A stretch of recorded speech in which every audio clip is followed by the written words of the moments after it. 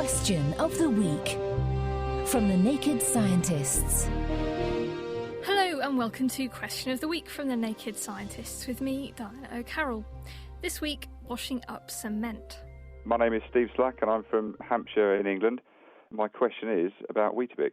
I love my Weetabix in the morning, but if I don't clean the bowl straight afterwards, it sticks like glue and won't come off. Why?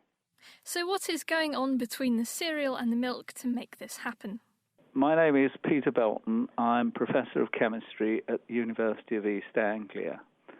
The question was, why does cereal stick to plates and cups and so on when it's dry? It's to do with the starch. Starch is essentially a glue, so that, like any glue, it will stick things to other things. The reason starch is a glue is that it's a polymer. That means that it's very long and it has many ways of attaching itself to a surface. So when the cereal's wet, the starch sits on the surface, and as it dries, the polymer gets stiffer. So it's harder and harder to pull the cereal off. When it's very dry, it's a bit like a piece of concrete, and so it sticks very hard. If you soak the material and leave it for a while, the polymers will soften up and get to be able to move again, and you'll be able to pull them off. And are there any practical applications for this property? Well, it's used in wallpaper paste, for example.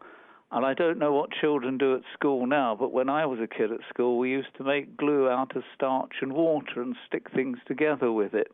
I suppose if you're desperate and you need to stick two things together, a bit of flour and water paste will actually work.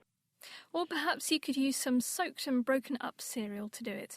So the key is the starch from the cereal, and as RD also said on the forum, flour and water make excellent glue, which incidentally the ancient Egyptians used to stick their papyri together several thousand years ago. And next week we discuss some altogether larger forces.